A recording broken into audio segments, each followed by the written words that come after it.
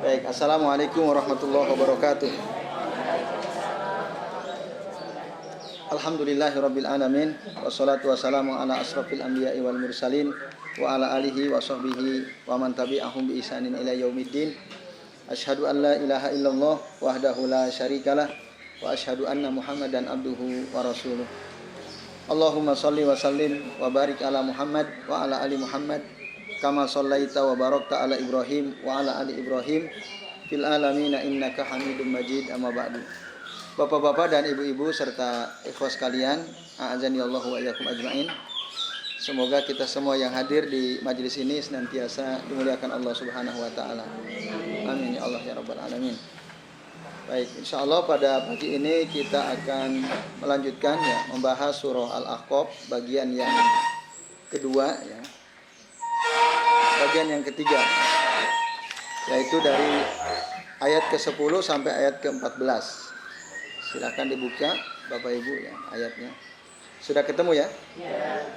Baik, mari kita baca terlebih dahulu. Seperti biasa nanti kami baca, kemudian Bapak Ibu mengikuti setelah bacaan kami ya. A'udzu billahi minasy syaithanir rajim.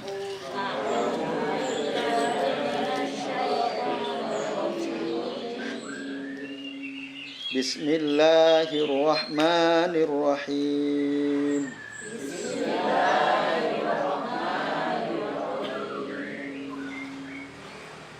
Qul ara'aytum in kana min indillah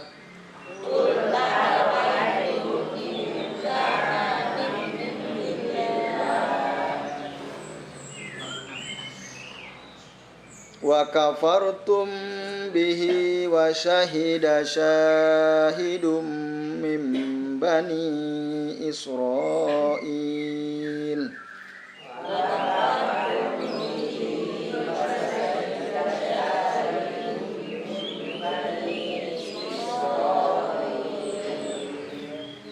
wa syahida syahidum min bani Israil ala mislihi fa amana wastakbartum wa syahida syahidum min bani Israil ala mislihi fa amana wastakbartum innallaha la yahdil qaumadh dhalimin.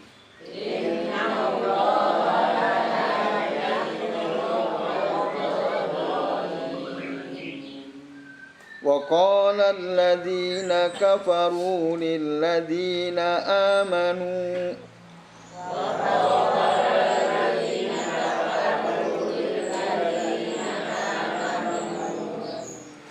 لو كان خيرا ما سبقونا إليه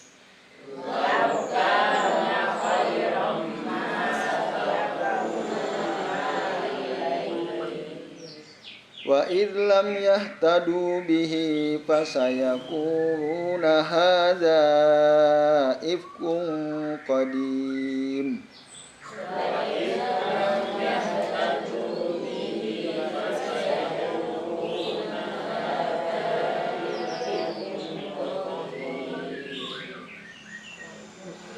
وَمِنْ قَبْلِهِ كِتَابُ مُوسَى إِمَامًا وَرَحْمَةً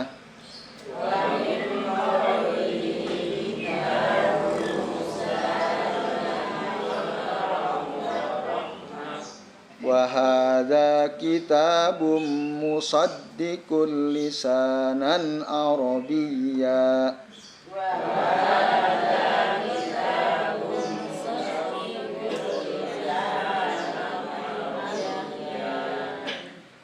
لينذر الذين ظلموا وبشرى للمحسنين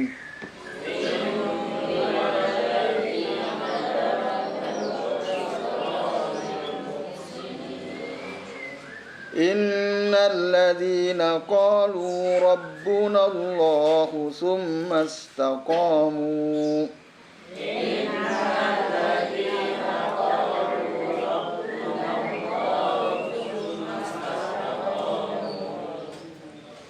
fala khaufun 'alaihim wala hum yahzanun.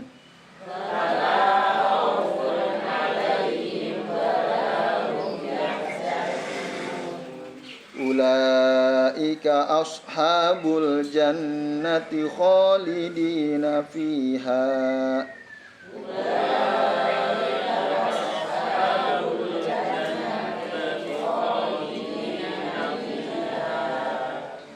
Jazaa'an bima kanu ya'malun.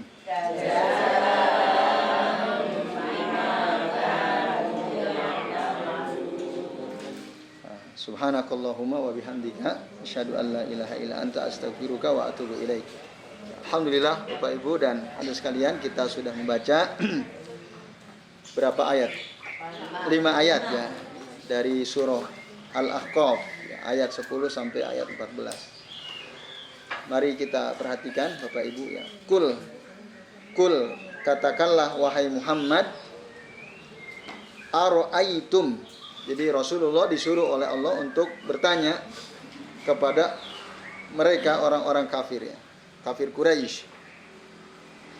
Aro'aitum in kana min indillah. Bagaimana menurut kalian ya, jika Al-Qur'an ya, in kana min indillah, jika Al-Qur'an ini ya dari sisi Allah, wa kafartum, lalu kalian mengingkari apa? Mengingkari Al-Qur'an. Nah, wa syahida syahidum min bani Israil ala mislihi.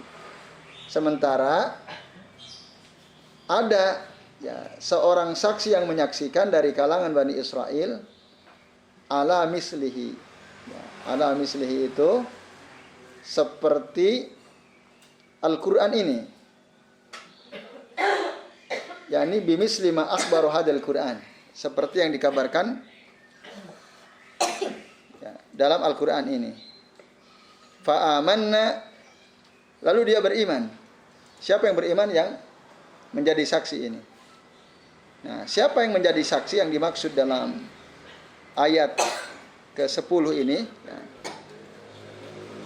Di dalam tafsir Ibnu Al-Jauzi ada 2 ya penjelasannya. Yang dimaksud syahida syahid di sini adalah Musa. Musa itu dari Bani Israel.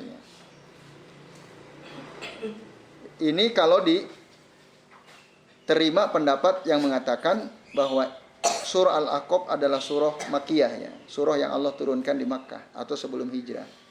Jadi yang dimaksud syahida syahidum min Bani Israel, sahid yang menyaksikan ini adalah Musa dari Bani Israel. Ala mislihi, bahwa Al-Quran ini ya seperti kitab sebelumnya. Kalau dalam tafsir Ibnu Katsir, ala mislihi di situ maksudnya bimisli ma akhbaru hadzal Quran bihi. Seperti apa yang dikabarkan oleh Al-Quran dengannya. Fa'amanna, maka dia beriman. Siapa? Musa beriman kepada apa? Akan datangnya Al-Quran. Tapi kalau diartikan ini atau diterima bahwa surah Al-Ahqaf itu bukan surah Makkiyah. Karena para ulama ada ikhtilaf ya. Ada yang mengatakan ini surah Makkiyah, ada yang mengatakan ini surah Madaniyah. Nah, kalau surah Madaniyah, maka yang dimaksud syahidah syahid di sini adalah Abdullah bin Salam, seorang Yahudi yang masuk Islam. Abdullah bin Salam. Jadi Abdullah bin Salam dia menjadi saksi akan kebenaran Al-Quran. Dan Abdullah bin Salam dari kalangan Bani Israel.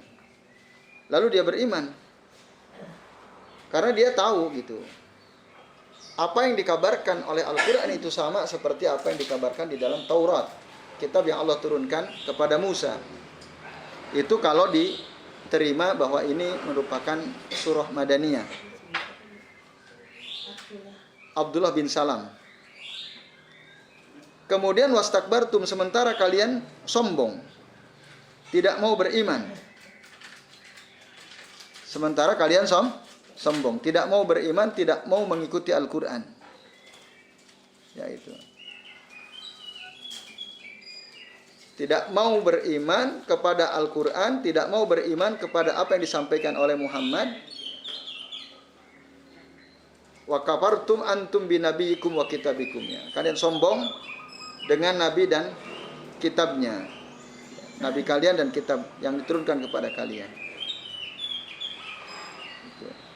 Atau dalam pengertian lain, kok bisa gitu? Kalian tuh sombong. Padahal Nabi Musa saja, Abdullah bin Salam saja, yang dia ngerti dalam kitab Taurat bahwa apa yang dikabarkan Quran itu benar. Kok kalian mengingkari, mengkufuri? Kalian kok sombong? Gitu. Akibatnya apa? Innallaha la yahdil qaumaz zalimin. Nah, sesungguhnya Allah tidak akan memberi petunjuk kepada orang-orang yang zalim. Itu. Nah, ini Bapak Ibu dan hadirin sekalian, a'adzani Allah wa iyyakum ajmain. Nah, dalam ayat lain surah Al-Qasas ayat 53 ya. Di tafsir Ibnu Katsir diterangkan. Jadi penjelasan ayat ini, ayat 10 dari surah Al-Ahqaf ini sebenarnya ada kaitan dengan surah Al-Qasas ayat 53. Nah, Bapak Ibu bisa buka dalam surah Al-Qasas ayat 53 ya. Surah apa? Al-Qasas ayat 53.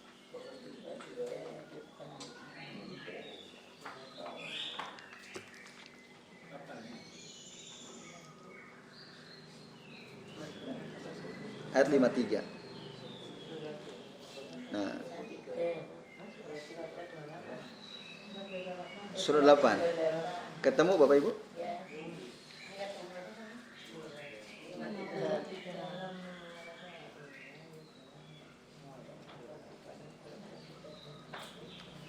Ada ya di sana, coba Bapak Ibu perhatikan. Terutama dari kalimat wa idza yutsla alaihim qalu amanna bihi innahul haqqu mir rabbina inna kunna min qablihi muslimin. Sampai situ. Dan apabila dibacakan kepada mereka, mereka berkata apa?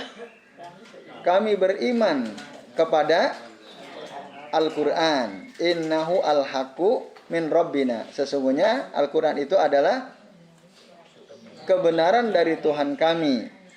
Inna kunna min qablihi muslimin. Sesungguhnya kami sebelumnya kami berserah diri ya. Muslimin. Berserah diri kepada Allah Ta'ala. Ini kata siapa? Nah, kata Abdullah bin Salam yang sama dengan dia. Jadi ahlul kitab sejenis Abdullah bin Salam saja beriman gitu. Di mana mereka sudah punya ilmu ya, terkait dengan kitab Taurat sebelumnya. Lah kok kalian malah sombong?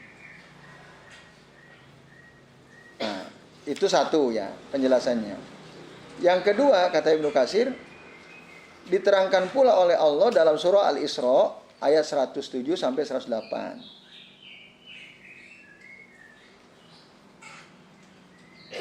Dalam surah apa? Al-Isra ayat 107 sampai 108. Silakan Bapak Ibu buka. Bagaimana keterangan Allah ya. Al-Isra ayat 107 sampai 108.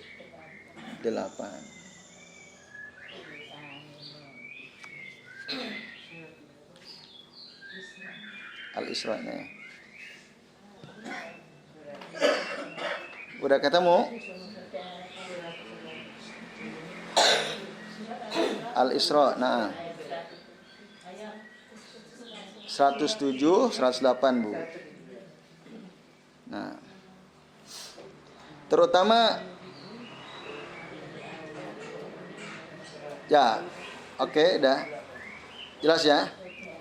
Kul, katakan Muhammad, aminu bihi aw la tu'minu, kalian beriman dengan Al-Quran atau kalian tidak beriman.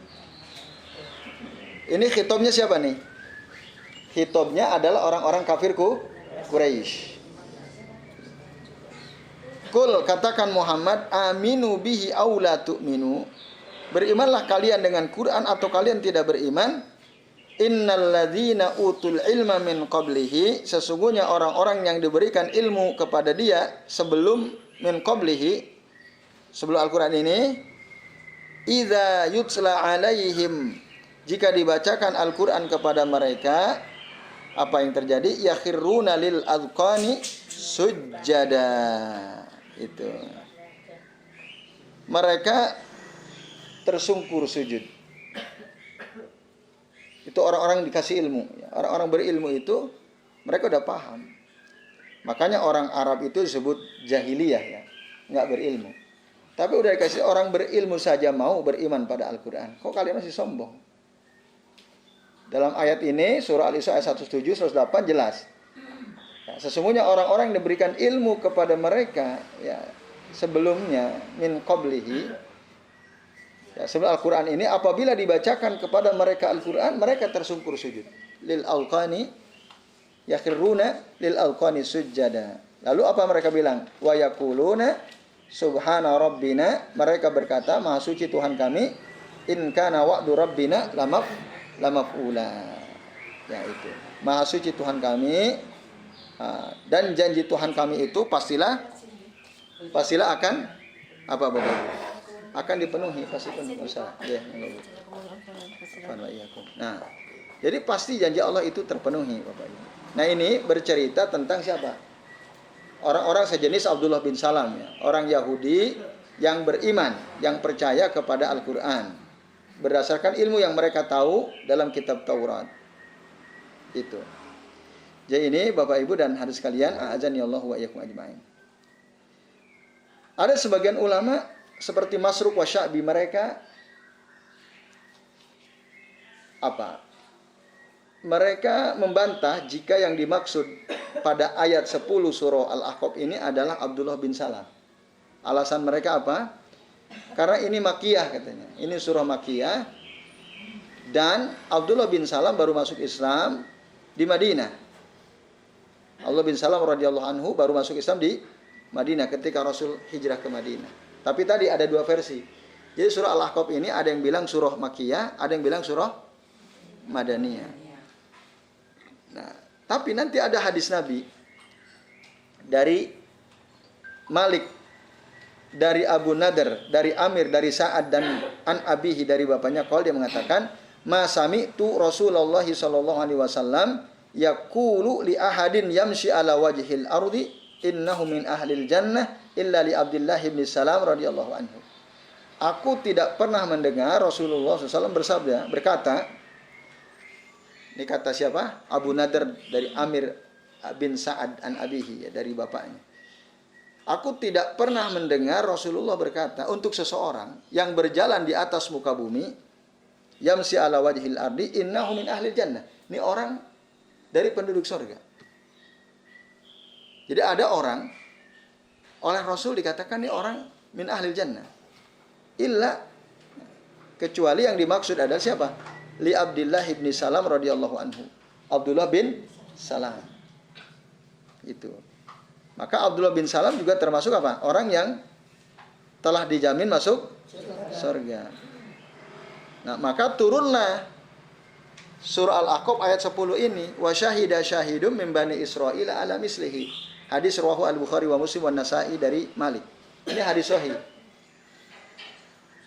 Jadi benarlah jika ada orang mengatakan yang dimaksud syahidah syahidun pada ayat 10 surah Al-Ahqaf ini adalah Abdullah bin Salam. Gitu, Abdullah bin Salam. Berarti ini Madaniyah kalau begitu gitu.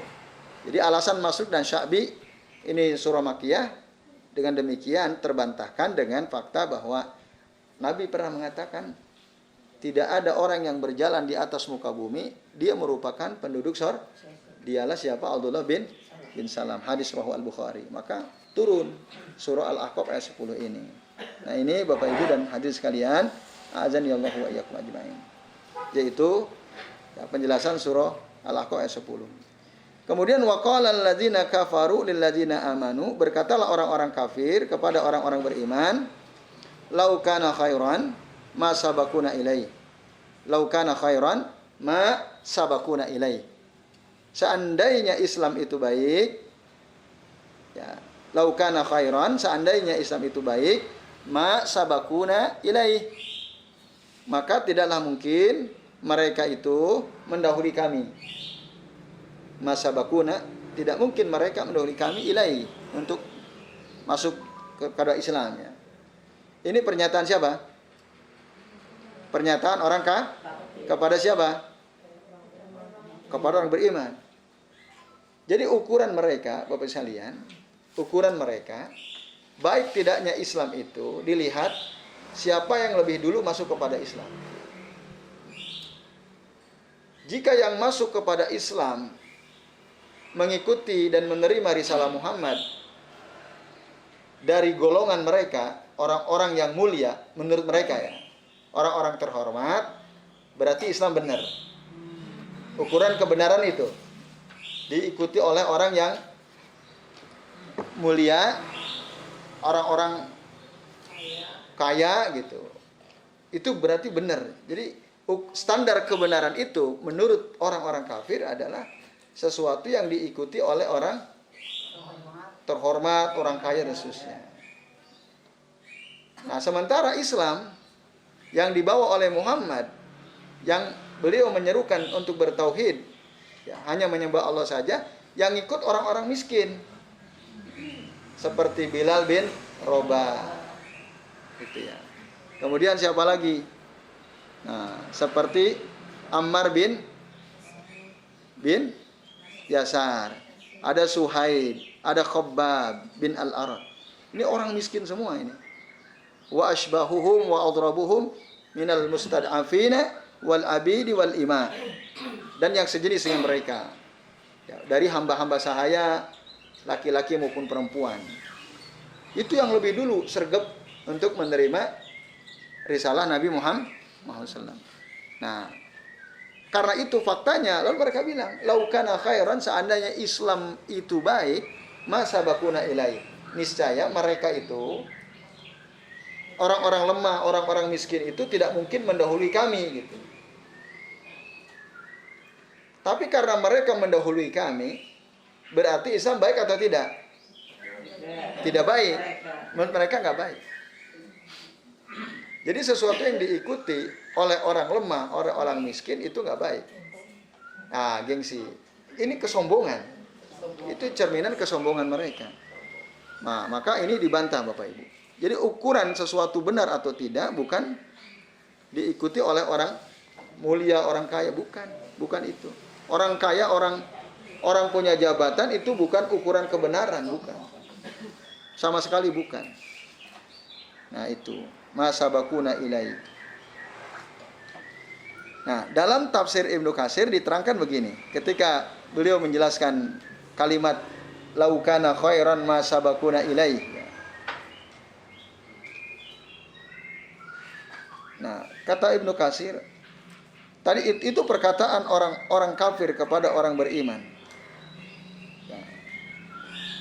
Tetapi pernyataan itu, ya, itu apa sebab? Karena mereka li'annahum inda anfusihim ya'taqiduna anna lahum indallahi wijaha. Karena mereka meyakini bahwa mereka itu orang-orang kafir kaya yang dimuliakan itu memiliki kedudukan di sisi Allah katanya. Walahum bihim inayah, diperhatikan oleh Allah. Tapi kata Ibnu Katsir, wa qad ghalatu fi dzalika ghaltan fahisha wa akhta'u khata'an bayyina. Sungguh mereka ini telah keliru, sangat keliru, salah mereka itu, sangat jelas kesalahannya.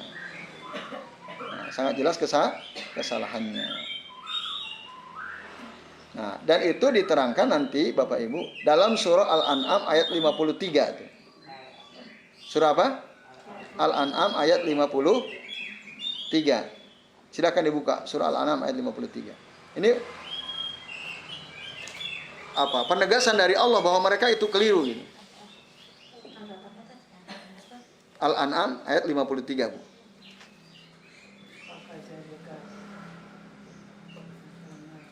Wa kadzalika fatanna ba'dahum bi ba'din liyaqulu aha ulai manallahu alaihim min bainina. Coba apa bu artinya, Bu? Bu Manto. Demikianlah tapi telah menguji sebahagian mereka yang kaya, yang orang yang kaya dengan sebagian yang lain, yang miskin maksudnya. Agar mereka orang yang kaya itu berkata, orang-orang semacam inikah di antara kita yang diberi anugerah oleh Allah. Nah, jadi orang kaya itu mereka heran gitu, kok bisa orang-orang miskin yang diberi anugerah oleh Allah itu, yang masuk Islam, menerima dakwah Rasul lebih dulu daripada mereka. Itu sebenarnya ujian Allah. Mereka uji, Allah uji mereka, orang-orang kaya itu dengan orang-orang miskin ya. Tapi mereka lebih dulu menerima dakwah risalah Muhammad Shallallahu Alaihi Wasallam. Nah itu. Jadi mereka nggak mungkin lah gitu. Nggak mungkin mereka dulu yang mendapat petunjuk daripada kami. Nggak mungkin. Kalau Islam itu baik. Nah, akhirnya apa pada kalimat berikutnya? Wa idlam yahtadu bihi fasayaquluna hadza ibkun qadim. Nah, jadi jika mereka tidak mendapatkan petunjuk dengan Al-Qur'an, maka mereka akan berkata apa? Hadza ibkun qadim. Ini Al-Qur'an ini merupakan apa? Kebohongan qadim. Mana situ? Yang lalu. Jadi asatirul awwalin, dongeng-dongeng masa lalu. Quran itu nggak benar lah menurut mereka. Itu kebohongan. Itu akhirnya mereka ngomong begitu. Al-Quran itu isinya kebohongan. Karena mereka ya meyakini Islam itu nggak benar. Kalau benar pasti kami dulu. Nggak mungkin orang-orang kafir, orang-orang fakir dulu, orang miskin dulu, nggak mungkin. Nah ini Bapak Ibu dan hadirin sekalian, a'adzanillahu wa iyyakum ajmain. Nah, terus tadi kalimat lau kana khairan la sabakuna ilaihi. Ya. Ini kata Ibnu Katsir ya. Wa amma ahlu sunnati wal jamaati, dan adapun ahlu sunnah wal jamaah fayaqulun, mereka berkata fi kulli fi'lin wa qaulin, pada setiap perbuatan dan perkataan, lam yusbit anis sahabati radhiyallahu anhum, tidak ada ya, perbuatan dan perkataan yang tidak ada dari kalangan sahabat radhiyallahu anhum. Maksudnya paham? Ada perkataan atau perbuatan yang sahabat tidak pernah melakukannya. Paham ya? Nah, fahuwa bid'atun, maka itu adalah bid'ah. Itu ini kata-kata laukana khairan ma sabakuna ilai diadopsi oleh para ulama Ahlussunnah wal Jamaah menjadi satu kaidah penting. Menjadi satu kaidah penting.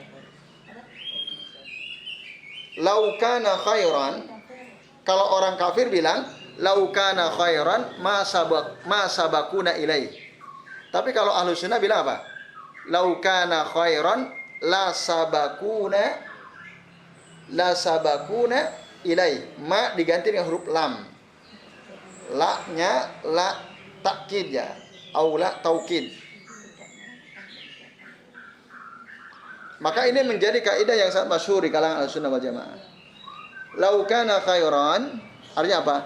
Jika amalan itu baik, la sabakuna ilai, niscaya para sahabat pasti akan mendahului kita untuk melakukan amal tersebut atau perkataan tersebut.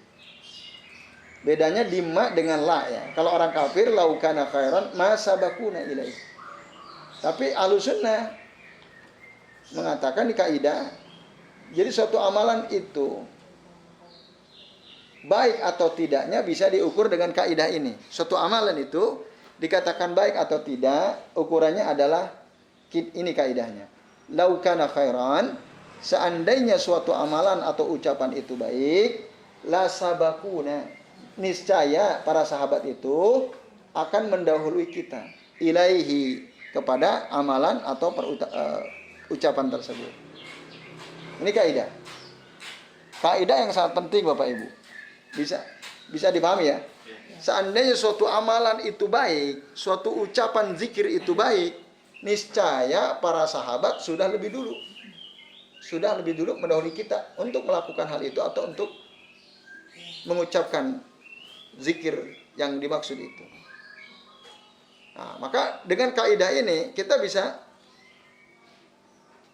mengukur gitu. Suatu amalan itu bid'ah apa bukan? Lihat aja sahabat melakukan atau tidak gitu. Sahabat mengamalkan atau tidak. Jika tidak, maka itu nggak baik dalam agama ya, dalam urusan agama. Apa misalnya? Banyak ya, amalan-amalan yang para sahabat itu nggak melakukan gitu. Tapi oleh orang-orang di zaman sekarang dianggap baik gitu. Pertanyaannya gampang, dulu sahabat melakukan atau tidak?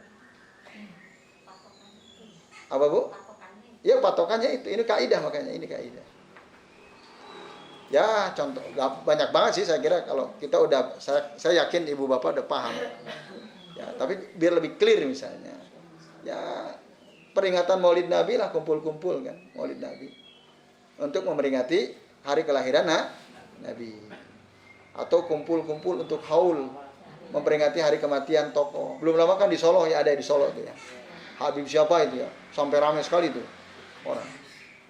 Ya, acara haul Habib siapa itu ya. Nah itu kan amalan yang ada belakangan. Sahabat apa ada orang yang memperingati hari kematian Nabi? Yang ada hari kelahiran Nabi. Tapi dua-duanya nggak benar gitu. Ya. Apa ada orang yang memperingati hari kematian Abu Bakar As-Siddiq? Kematian Umar. Orang terbaik, ya, Rasul Abu Bakar. Apa ada? Dirayakan, diperingati kematiannya. Enggak ada. Oh ini kan tokoh, dia seorang Habib, jasanya banyak. Lebih banyak mana jasanya dengan Abu Bakar? Kok ngerasa lebih hebat daripada sahabat? Dibanding kita, emang orang-orang awam, kita ya, oke mungkin mereka jasa lebih banyak. Tapi ada orang yang jauh lebih banyak jasanya daripada dia. Para sahabat itu nggak ada itu yang diadakan haulnya. Nah, maka acara haul memperingati kematian seorang tokoh ya, atau siapapun lah, itu nggak ada contohnya. Berarti baik atau tidak tuh ngadain haul seperti itu? Tidak baik. Laukana khairan, jika haul itu baik, la sabakuna ilaih. Niscaya para sahabat sudah lebih dulu melakukannya gitu. Tapi di kita kan banyak yang melakukan itu. Ya atau tidak Bapak Ibu? Ya. Iya. Itu pokoknya ukurnya gampang ukurnya. Para ulama sana gampang sekali. Iya. Apapun niatnya. Niat itu kan tambahan-tambahan ditambah-tambahin kan. Untuk membenarkan. Jadi yang dicari adalah pembenaran bukan kebenaran. Mereka mencari pembenaran gitu. Oh alasan sodako lah, kan kumpul silaturahim. Terus dengan adanya acara haul, orang-orang para pedagang dapat berkah, ya nggak? Banyak yang beli dan seterusnya. Yang dibaca kalimat-kalimat yang baik, isinya mau itu hasanah kan gitu.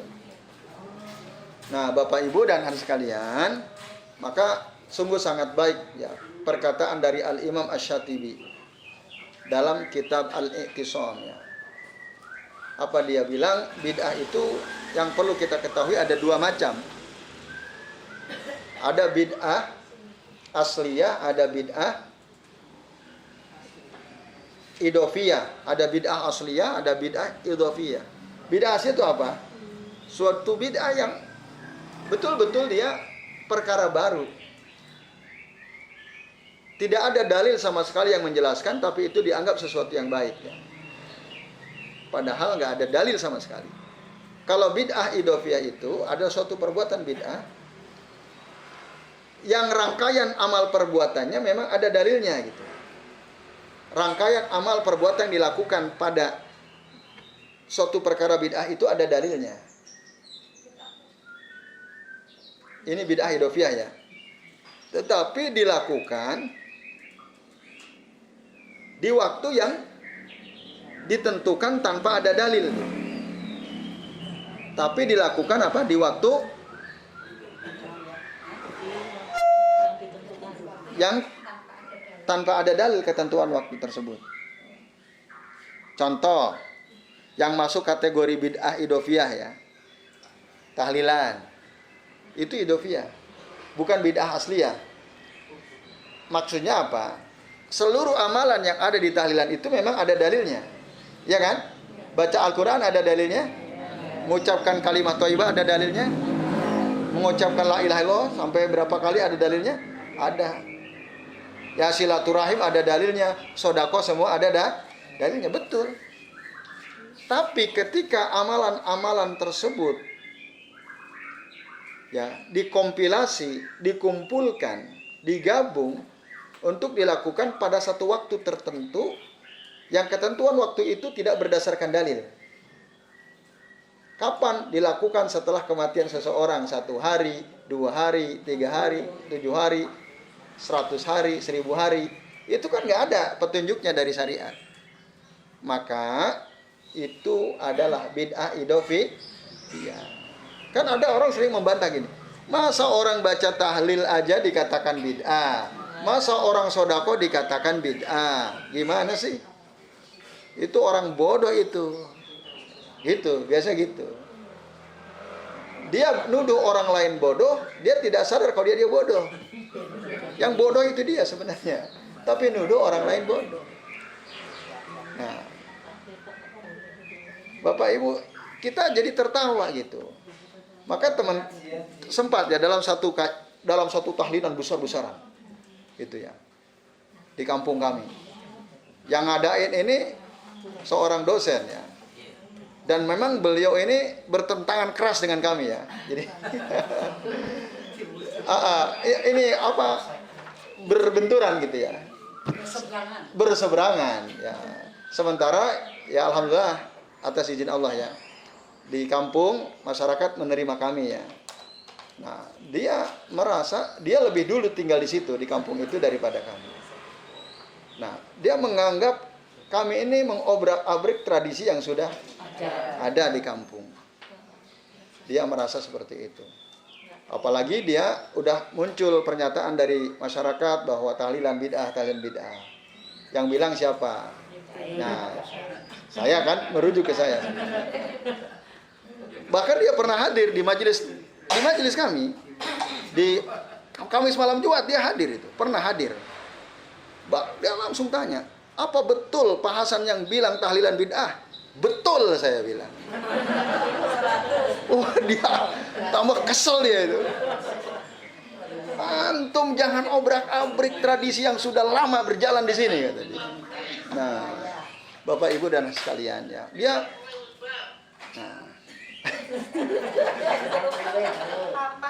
Oke.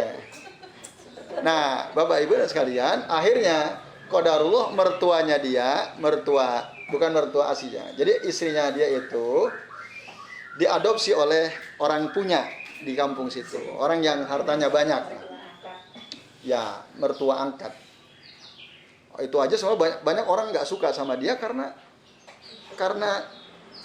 anak angkat itu boleh nggak mewarisi harta orang tua angkat? Wah, itu aja masyarakat sudah ini semua itu. Itu nggak benar. Ngaku ngerti agama dari pesantren, tapi tetap kok harusnya dia yang terangin gitu. Ini semua harta diatasnamakan istrinya, padahal istri adalah anak angkat. Gitu. Itu aja masyarakat ngerti semua itu. Dan kami juga pernah ditanya gitu, kami terangkan. Anak angkat itu maksimal kalau diberi wasiat oleh orang tua hanya berapa? 1/3, tidak boleh lebih dari itu. Nah, itu bos sekalian. Nah, terus waktu diadain tahlilan, ngundang seorang dokter. Nah, dia ngundang dokter dari kampus yang sama untuk menjelaskan tentang tahlilan. Dalam pernyataan si dokter ini, siapa orang yang mengatakan tahlilan bid'ah itu orang bodoh, itu orang jahil. Saya dengar karena orang-orang pada ngomong ke saya. Biarin, saya bilang. Yang ngaji-ngaji ketawa aja, karena mereka udah paham. Masa, kata si dokter ini, orang tahlilan itu kan mengucapkan la ilaha illallah, kok dibilang bid'ah? Nah, padahal la ilaha illallah itu adalah afdhalul zikri kan, seutama-utama zikir. Lah orang yang mengamalkan seutama-utama zikir kok dibilang bid'ah kata beliau.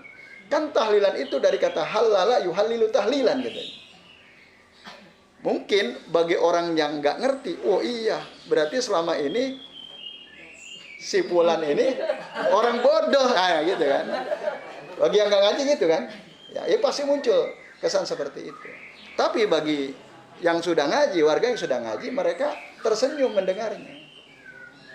Nah, kalau mau mendengarkan, bahkan waktu itu, ketika si fulan hadir, sampai ada yang nyeletuk jamaah berani sekali. Makanya kalau pengajian itu ikut jangan sesekali, ikuti runut katanya. Wah, tambah panas itu dia. Digituin. Ikut juga. Ikut juga. Kan saya bilang, saya Bapak Ibu tidak memaksa, saya hanya menyampaikan ilmu yang saya tahu. Soal Bapak Ibu mau ngikuti atau tidak, ya itu hak panjenengan gitu. Dan saya bilang, Bu, Pak, apakah saya memaksa panjenengan untuk mengikuti apa yang saya sampaikan? Semua bilang serempak. Tidak. Tambah bingung dia. Dia tetap bingung dia. Akhirnya apa? Keluar dia. Keluar dari majelis dengan dengan wajah yang memerah itu ya. Nah, bahkan yang mengatakan, yang ngomong seperti ini, ya bukan hanya Ustaz Hasan kata dia. Banyak Ustaz ngomong begini. Ah, dia tambah nggak karuan tuh. Nggak karuan ya.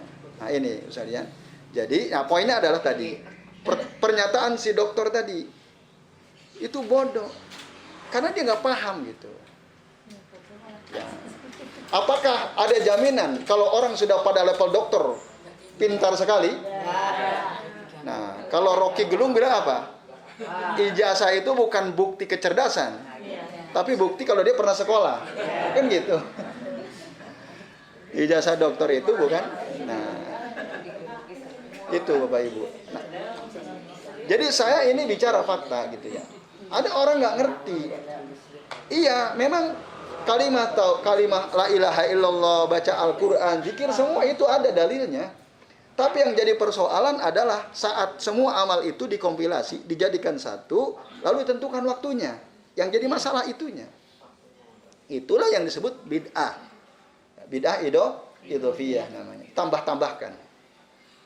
Nah, apa Bu? Sebaiknya dibacakan apa kalau nggak dapat RI itu? Tiap hari? Ya tiap hari. Baca Quran kan tiap hari. Zikir tiap hari. Tahlil tiap saat. Ibu sambil dengerin saya gini, sambil la ilaha illallah ya boleh. Tetapi ketika ibu menentukan waktu tertentu, harus punya dalil gitu. Kita harus punya dalil. Kalau enggak berarti kita bid'ah. Dan para sahabat nggak pernah. Itu nanti kalau kita tambah keterangan, laukana khairan la sabakuna ilai. Seandainya perbuatan itu benar, maka niscaya para sahabat sudah lebih dulu melakukannya. Nah ini, jadi Bapak Ibu sebenarnya beragama itu gampang banget. Apalagi kalau kita ngerti kaidah-kaidah seperti ini kan gampang. Nggak usah bingung. Ada orang berbusa-busa ngomong untuk membenarkan tahlilan, udah kita jawab saja. Laukana khairan la sabakuna ilai. Rampung udah, selesai. Ya udah selesai. Seandainya apa yang panjenengan katakan dengan dalil macam-macam, berbusa-busa jenengan ngomong, udah sekarang saya tanya, dulu sahabat melakukan tidak? Dia apa akan mengatakan, oh melakukan? Mana buktinya? Enggak ada buktinya. Nah ini sekalian. Maka kalau enggak ada bukti, para sahabat tidak melakukannya, berarti itu enggak baik gitu. Itu enggak baik. Walaupun menurut panjenengan ini baik. Kan gampang. Ya.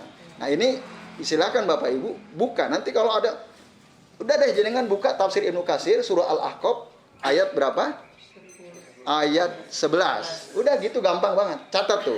Nanti suatu saat kalau ada orang tanya, silakan buka tafsir Ibnu Katsir. Ya, ketika beliau menjelaskan surah Al-Ahqaf ayat 11. Jelas ada kalimat wa amma ahlus sunnati wal jamaati fayaquluna fi kulli fi'lin wa qaulin lam yasbut an sahabati radhiyallahu anhum huwa bid'atun. Li'annahu law kana khairan la sabakuna ilaihi. Itu. Udah. Rujukannya itu nanti. Kalau mungkin mengutip apa yang saya katakan, ini kan apa mungkin lupa, sekarang masih ingat barangkali ya. Nanti gampangannya udah Pak atau Bu yang katakanlah jaringan berbeda dengan seseorang, jenengan baca tafsir Ibnu Katsir ayat 11 surah Al-Ahqaf, baca keterangannya. Udah gitu aja. Kita paham rujukannya di mana. Nah, ini Bapak sekalian, dan ini populer di kalangan Ahlussunnah kata-kata ini, kaidah ini. Jadi ini Bapak Ibu ya, jadi penting. Nah, terus tadi mereka ya ayat 11. Jadi cara untuk membantah orang gitu ya. Kalau ada orang kekeh gitu ya, lalu menyalahkan kita ingin membantah apa yang dia tuduhkan kepada kita, udah kita suruh saja dia baca. Suruh baca. Mungkin karena dia pinter ngomong toh, kita agak susah ngomong balasnya gimana nih. Apalagi kalau dia pinter bahasa Arab, lebih enak lagi kalau dia pinter bahasa Arab tuh. Kita kan pasti kalah kan? Kita pasti kalah gitu. Udah Pak, jenengan baca aja tafsir Ibnu Katsir gitu. Lah, nanti kalau dia emang sampean iso apa baca tafsir Ibnu Katsir? Lah, saya sudah ngaji gitu, surah Al-Ahqaf. Nah, sudah ngaji. Ini bukan saya yang ngomong. Bukan saya ngomong, Ibnu Katsir. Apalagi kalau panjenengan bisa bahasa Arab toh, monggo silakan jenengan baca. Kan gitu selesai. Bisa jadi Bapak Ibu, justru dengan kita ngomong begitu dia jadi tercerahkan loh, bisa jadi. Awalnya kita meremehkan kita kan, dia meremehkan kita. Lalu kita kasih tahu. Karena dia bisa, dia buka. Oh iya, bisa jadi loh. Orang biasa itu bisa jadi mencerahkan orang yang udah punya ilmu, ketika orang biasa itu nunjukin dari mana sumbernya. Bisa jadi. Nah, semoga dengan begitu dia terbuka gitu. Nah, ini Bapak Ibu sekalian. Nah, kemudian tadi ayat 11 diakhiri dengan wa idlam yahtadu bihi fasayaquluna hadza ibkun qadim. Ya, ketika mereka tidak mendapatkan petunjuk dengan Al-Quran itu, mereka justru menuduh Al-Quran sebagai kebohongan yang telah lama gitu ya. Min asatiril awwalin. Nah, lalu pada ayat berikutnya, wa min qablihi, ya, sebelum Al-Quran itu kitabu Musa, ada kitab Musa. Nah, siapa yang dimaksud kitabu Musa di sini? Yang dimaksud kitabu Musa adalah Taurat, Bapak Ibu ya. Kitabu Musa ya, yakni apa? Qablal Al-Qur'an allazi anqara musyrikin nuzulu kitab Musa ayat Taurat. Wa qad anzalahu alaihi. Ya, sebagai apa? Imama wa rahmah. Imaman yu'tammu bihi. Ya, sebagai imam atau petunjuk yang diikuti, fayaqudul mu'tammina bihi al-amilina bihidayatihi ila sa'adah wal kamal. Nah, lalu dengan adanya Taurat dulu orang Bani Israel ya, mereka diberi petunjuk, dicontohkan oleh Taurat itu, sehingga mereka mengamalkan hidayah Taurat ya, dan menuju kepada apa? Ila sa'adati wal kamal. Ya, baik. Menuju kebahagiaan dan kesempurnaan. Itu orang-orang Bani Israel. Warahmah, sekaligus sebagai rahmat. Ya, jadi Al-Quran ini sebagai petunjuk, sebagai rahmat, sebagaimana juga Taurat sebagai petunjuk dan sebagai rahmat. Jadi sebelum Quran sudah ada. Gitu. Jadi Quran bukan sesuatu yang baru. Ya, ada Taurat dulu. Wahada kitabun, dan Al-Quran ini adalah suatu kitab yang musaddiku, ya, musaddiqun, yang membenarkan. Membenarkan apa?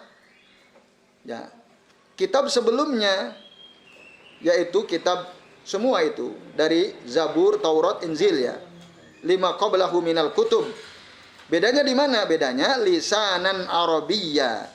Bedanya Al-Qur'an itu diturunkan dengan bahasa Arab. Kalau kitab sebelumnya bukan. Bedanya di situ. Nah, lisanan Arabiyya liyunziral ladzina zalamu wa busra lil muhsinin. Ada dua fungsinya Al-Qur'an. Dia diturunkan dengan bahasa Arab.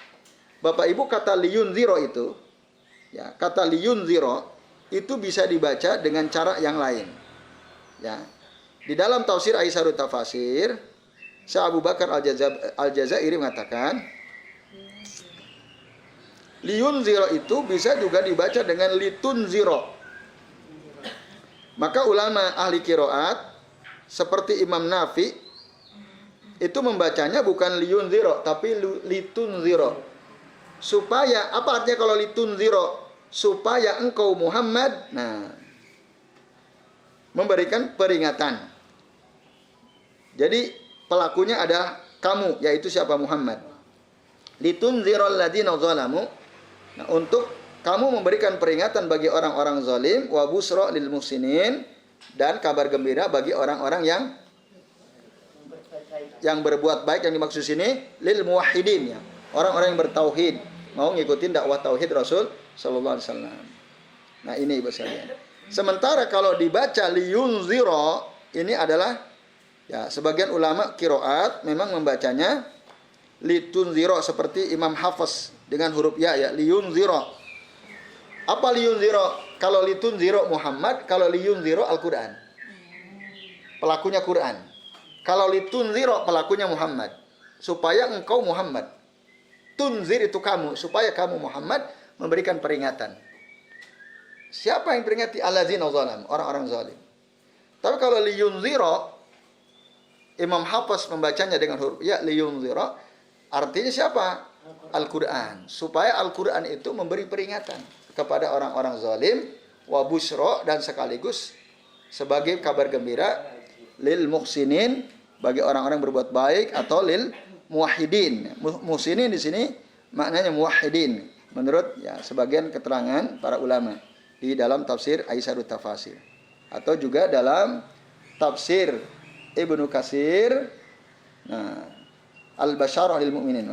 Maaf, dalam tafsir Ibnu Katsir muhsinin itu mukminin. Tapi dalam tafsir lain muhsinin di situ muwahhidin, ya. Orang yang bertauhid. Baik, itu kalau saya lihat. Kemudian innal ladzina qalu rabbunallahu tsumastaqamu, sesungguhnya orang-orang yang berkata Tuhan kami adalah Allah, kemudian mereka istiqomah di atas itu, di atas tauhid bahwa Tuhan kami adalah Allah, istiqomah terus gitu ya. Maka fala khaufun alaihim walahum yahzanun. Nah, tidak ada ketakutan atas mereka. Ketakutan tentang apa? Ketakutan tentang yang akan dihadapi oleh mereka. Fala khaufun alaihim. Jadi khaufun alaihim fima yastaqbilun, kata Ibnu Katsir. Pada apa yang akan mereka hadapi. Walahum yahzanun, dan mereka tidak pula bersedih hati. Bersedih hati dari apa? Alama khalafu. Dari apa yang sudah berlalu. Gitu. Jadi orang istiqomah itu mereka enggak takut dengan apa yang akan dihadapi ke depan. Kehidupan di alam barzah, di alam kubur, di padang mahsyar, yaumul hisab, yaumul mizan, ketika masuk ke haud al-kausar, haudnya Rasulullah, ketika mereka nyebrang di atas sirat. Orang yang istiqomah di atas tauhid, la khaufun alaihim. Mereka enggak akan takut. Orang yang benar loh tauhid, enggak akan takut. Karena udah dapat jaminan keselamatan. Walahum yahzanun, dan mereka enggak bersedih hati atas apa yang sudah berlalu yang tidak mereka dapatkan. Nah, orang mungkin dia punya harta banyak, orang yang ahli tauhid hartanya enggak banyak. Ya, sampai dia mati hartanya begitu-begitu aja gitu. Itu enggak sedih gitu. Yang lain mungkin pernah punya jabatan ini dan itu, sementara ahli tauhid biasa saja. Itu mereka enggak sedih gitu. Karena semua itu enggak ada artinya jika tidak bertauhid, ya.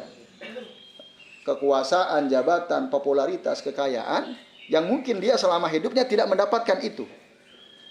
Walahum yahzanun. Mereka tidak bersedih. Ya Allah, kenapa aku dulu nggak punya jabatan? Ya Allah, kenapa dulu aku tidak sekaya si fulan? Ya Allah, dulu kenapa? Enggak, mereka biasa aja gitu. Karena itu perhiasan dunia. Nah, itu orang istiqomah begitu Bapak Ibu. Walahum yahzanun. Jadi kata Ibnu Katsir, yang dimaksud walahum yahzanun ala ma khalafu, apa yang sudah berlalu. Nah, kalau di tafsir Aisyarut Tafasir, walahum yahzanun itu maksudnya ya apa yang dulu di dunia yang sudah mereka lewati, ya. fid dunya. Nah, ini Bapak Ibu sekalian.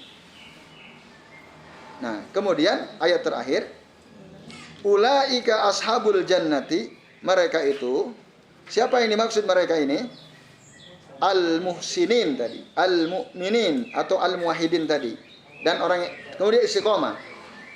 Orang-orang istiqomah itu, mereka itu adalah siapa? Ashabul jannah. Mereka adalah penduduk surga. Khalidina fiha, mereka kekal di dalamnya. Jazaa'am bima kanu ya'malun, sebagai balasan dengan apa yang mereka kerjakan.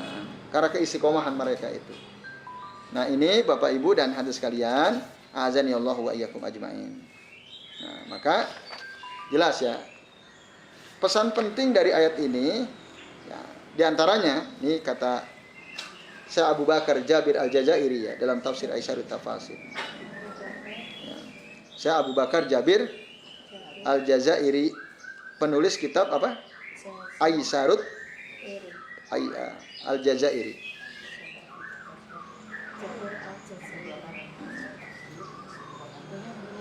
Syekh Abu Bakar Jabir Al-Jazairi.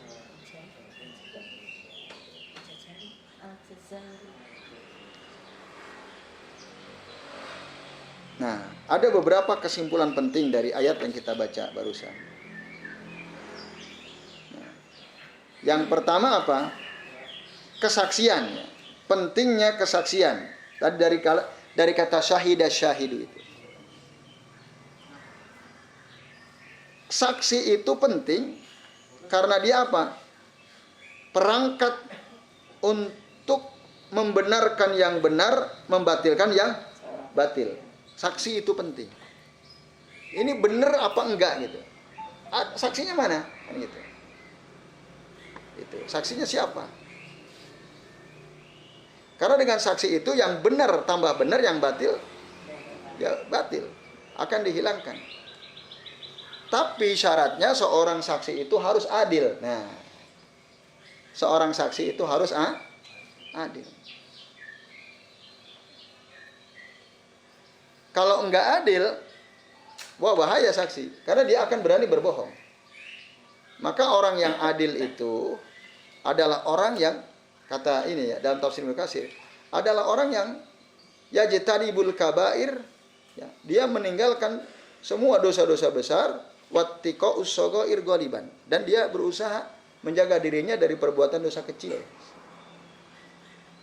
Orang adil itu ukurannya tadi, dia berusaha meninggalkan seluruh dosa-dosa besar dan berusaha menjaga dirinya dari berbuat dosa-dosa kecil. Karena memang orang adil itu, orang mukmin itu, kata Nabi apa? Nah,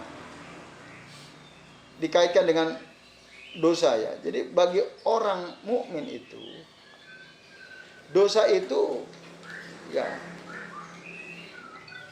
bagaikan dia duduk di bawah gunung, lalu seakan-akan gunung itu akan roboh menimpa dirinya. Itu anggapan orang mukmin terhadap dosa. Beda dengan orang kafir, orang munafik. Mereka itu menganggap dosa itu bagaikan lalat yang hinggap di hidungnya. Bu, Pak, kalau ada lalat hinggap di hidung kita, gimana caranya biar hilang? Diginiin aja udah selesai. Bagi orang kafir, dosa itu seperti itu. Seperti lalat diginiin aja. Makanya orang-orang kafir, orang munafik itu gampang banget melakukan dosa. Karena gampang dihilangin, giniin selesai. Tapi orang mukmin enggak. Bagi orang mukmin, ya dia itu ka'annahu yajlisu tahtal jabal. Seakan-akan dia itu duduk di bawah sebuah gunung. Lalu gunung itu yaskutu alaih, akan jatuh menimpa dirinya. Jadi takut, ketakutan gitu. Orang beriman itu ya ketika aku melakukan dosa sekecil apapun dia takut sekali. Nah, orang kalau sudah begitu itulah orang adil.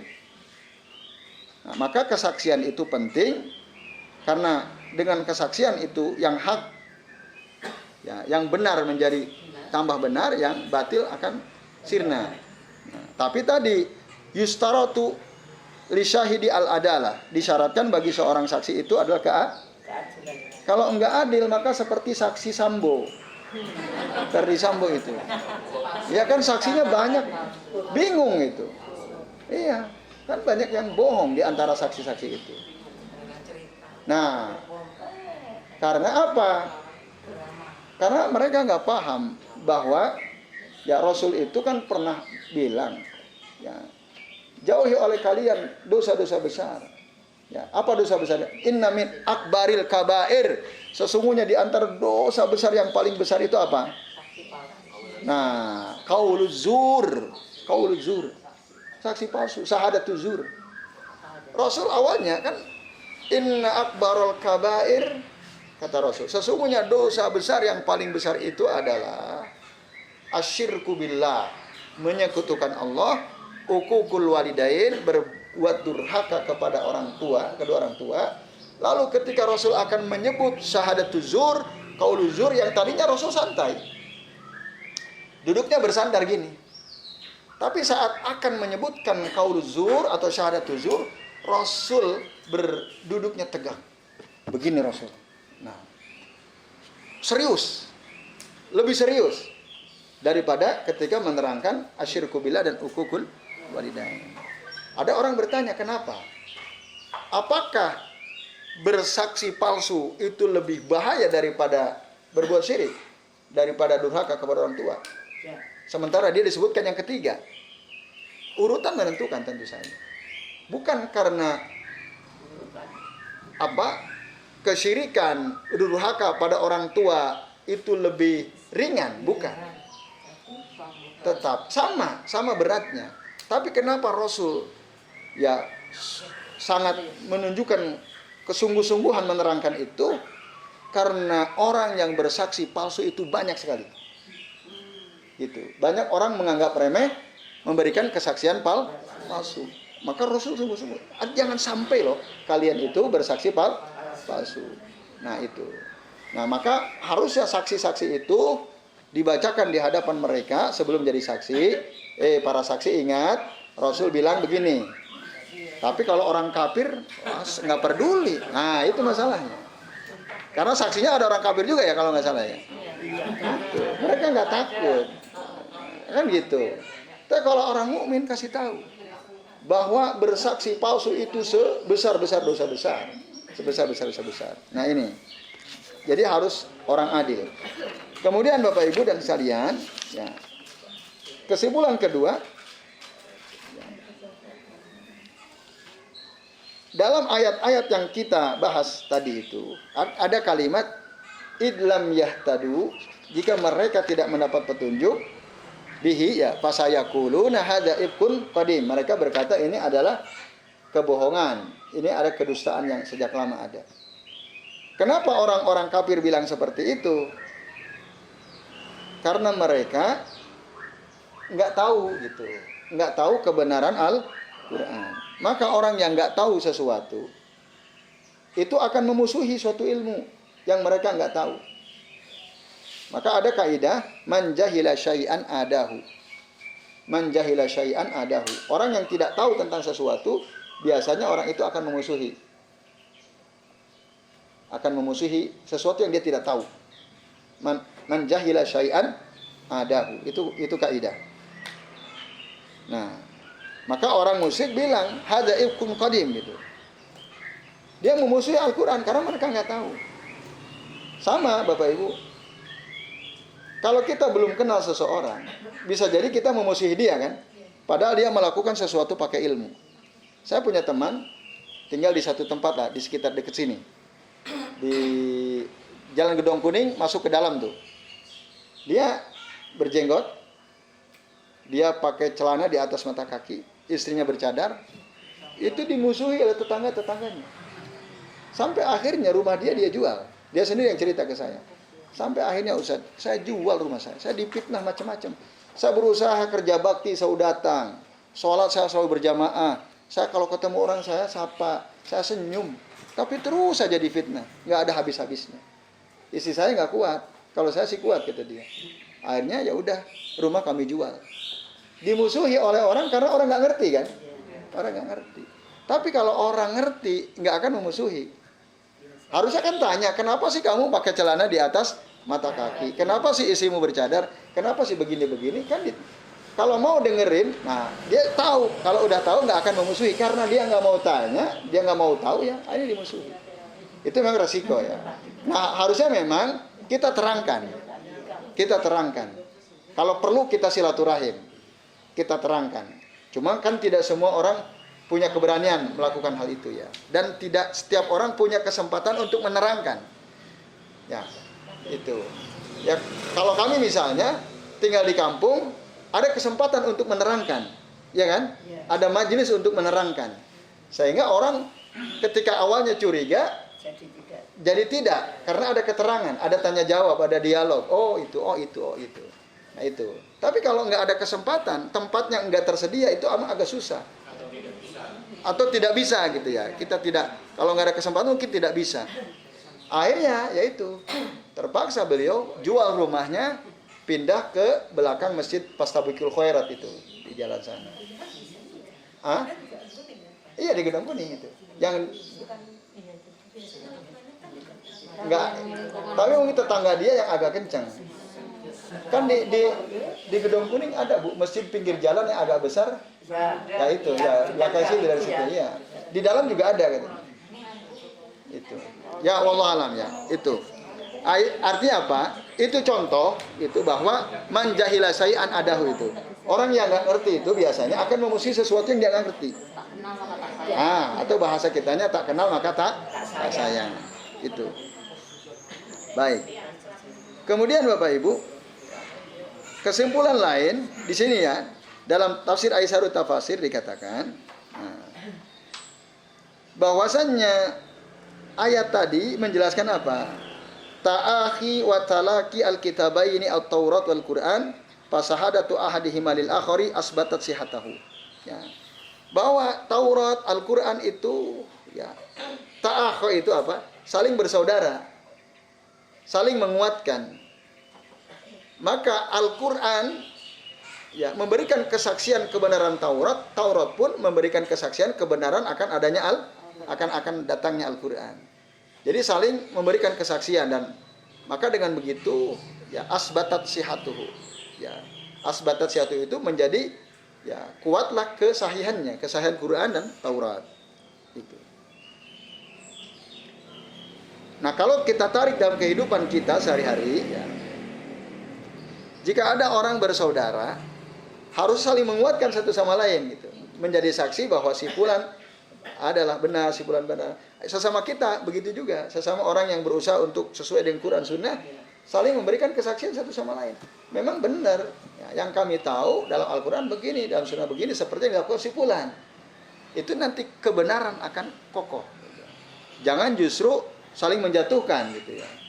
Udah sesama teman ngaji tapi saling menjatuhkan. Nah, ini nggak benar ya. Pasti ada yang nggak benar tuh. Harusnya sama-sama paham, ilmu udah sampai, saling menguatkan satu sama lain. Nah, ada yang pasti ada konslet tuh ya. Ngaji kok menjatuhkan? Pas sama-sama ngaji di majlis yang sama, kok menjatuhkan? Kok mau dibubarkan? Itu pasti konslet itu. Nah, itu. Baik, itu ya. Nah, kemudian kesimpulan keempat Bapak Ibu. Nah, ini agak berat nih, Bapak Ibu agak berat pas ini. Ya. Wujubu ta'allumil arabiyyati liman arada an yahmila risalata da'watil muhammadiyati fayunziru wa yubshir. Wajibnya belajar bahasa Arab bagi orang yang akan memikul risalah dakwah Muhammadiyah. Tapi bukan Muhammadiyah Ormas toh, bukan. Ya. Jadi risalah dakwah Muhammadiyah, risalah dakwah Nabi Muhammad. Nah, umat Muhammad. Wajibnya belajar bahasa Arab bagi orang yang mau mengemban dakwah. Ya. Bagi orang yang mau mengemban dakwah risalah Nabi Muhammad. Artinya apa? Para dai itu wajib belajar bahasa Arab. Ya. Para dai, para muballigh, para khotib Jumat, para penceramah itu wajib hukumnya belajar bahasa Arab Karena apa? Mereka akan menyampaikan risalah Nabi Muhammad, dan risalah Nabi Muhammad itu semua dengan bahasa Arab. Untuk supaya kita bisa memberikan peringatan dan bisa memberikan kabar gembira. Dari mana kesimpulan ini diambil? Kesimpulan ini diambil dari ayat yang ke-12 ya. Wa hadza kitabun musaddiqun lisanan arabiyya liyunziral ladzina zalamu wa busra lil muhsinin. Dari situ. Jadi Bapak Ibu, kalau kita mau dakwah, siapkan diri. Seorang dai itu harus menyiapkan dirinya. Salah satu persiapan yang tidak boleh ditinggalkan adalah belajar bahasa Arab. Nggak masalah. Yang disuruh kan belajarnya. Bisa atau nggak bisa terus. Saya belajar terus, tapi padahal dakwah itu kewajiban siapa? Kita semua. Makanya yang ada slogan nahnu du'at qabla kulli syai'. Kita ini semua adalah para dai. Sebelum kita menyebutkan profesi apapun yang kita punya, kita ini dai. Profesi utama kita dai. Sementara profesi lain itu tambahan. Itu tambahan, betul. Saya dai, tambahannya saya juga guru. Saya dai, tambahannya saya juga pembisnis. Saya dai, tambahannya saya pengusaha. Itu. Yang lain-lain itu profesi tambahan. Profesi yang hakiki, ya, yang utama bagi setiap muslim itu adalah dia dai. Nah, tapi tadi dai itu apa dai? Dai itu apa? Pendakwah. Apa itu pendakwah? Orang yang ngajak orang. Dakwah itu kan mengajak. Da'ayat itu mengajak orang. Yuk kita berbuat baik. Yuk kita ngaji. Yuk kita tinggalkan bid'ah. Yuk kita kuatkan tauhid. Dai itu mendakwahi orang, ngajak orang. Nah itu. Maka Bapak Ibu, apalagi kalau dalam skala besar ya. Kalau secara person mungkin oke lah ya. Nah, dalam skala besar, ya tampil di media gitu, dia harus ngerti bahasa Arab. Kalau enggak, bahaya, itu bisa merusak. Nah, itu. Jadi wujubu ta'allumil arabiyyati liman arada an yahmila risalah dakwah Muhammadiyah. Ya, fayunziru wa yubshir. Jelas ya? Ya, kalau Bapak Ibu nggak bisa, anaknya disuruh. Anaknya udah terlanjur sibuk, cucunya, nah, anakmu, tolong cucuku disuruh belajar bahasa Arab, gitu. Jangan sampai. Seandainya nggak pakai bahasa Arab ya boleh kalau sekarang. Ya boleh. Cuma ya. Saya mau berusaha. Boleh. Ya dakwahnya boleh. Boleh. Kan yang tadi kan wajib belajar. Kan yang penting Bu Yayu udah pernah belajar. Tapi nggak nyantol-nyantol. Ya udah. Itu udah belajar. Itu. Ya. Ya. Iya, bisa. Dakwah itu banyak cara, betul Pak Wigan. Ya, bahkan ada dakwah bil hal kan, dakwah dengan perbuatan. Ya, ada dakwah bil lisan. Ya, termasuk dakwah yang kita share di medsos kan gitu ya. Bahkan kita menyebarkan sesuatu yang baik ya. Itu dakwah juga. Kan ngajak orang. Nah, Bapak Ibu dan hadirin sekalian, itu dakwah. Cuma tadi memang kita sebagai para dai itu harus ada kesadaran tentang pentingnya belajar bahasa Arab. Itu harus kita sadar itu. Soal kita nggak mampu itu urusan lain ya. Saya sudah belajar, tapi tadi Buya bilang saya kok iso gitu ya, nggak bisa gitu ya. Udah. Ya. Yang penting kan ada usaha, udah ada usaha. Ya. Itu kesimpulan yang keempat. Yang terakhir, Bapak Ibu, yang terakhir ya. Tadi pada ayat ke-13, innal ladzina qalu rabbunallahu tsumastaqamu. Nah, Bapak Ibu, istiqomah itu adalah sesuatu yang utama. Maka dalam hadis Nabi pernah ditanya oleh seseorang, "Kulli fil islami qaulan la as'alu anhu ahadan ba'daka." Katakanlah untukku ya wahai Rasul, dalam Islam suatu perkataan yang aku tidak mungkin lagi tanya kepada seorang pun setelah aku nanya sama engkau. Aku nggak mungkin nanya lagi orang lain. Apa kata Nabi? Qala Rasulullah SAW, Qul amantu billahi summastaqim. Qul amantu billahi summastaqim.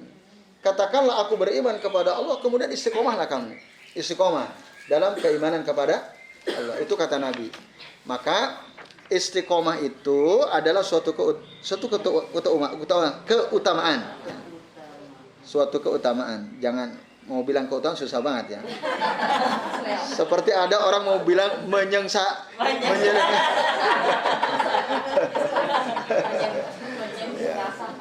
Jadi istiqomah itu suatu keutamaan.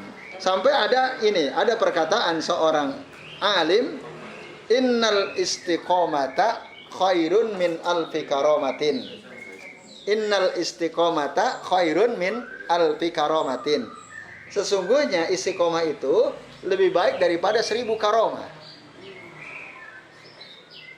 Innal istiqomata khairun min alfi karomatin. Daripada 1000 karomah. Bapak Ibu tahu karomah nggak? Tahu karomah? Ini istilah penting dalam agama ya. Karomah itu adalah selevel mukjizat. Jika mukjizat Allah berikan kepada para nabi dan rasul, kalau karomah Allah berikan kepada para wali Allah, aulia Allah. Itu karomah. Jadi karomah itu adalah apa? Sesuatu yang terjadi khariqul adah. Khariqul adah apa? Di luar kebiasaan. Sesuatu yang terjadi di luar kebiasaan. Itu. Satu aja kan orang takjub. Kok bisa? Karomah. Keajaiban. Pokoknya di luar kebiasaan itu karomah. Ada itu orang-orang yang memang oleh Allah diberikan karomah.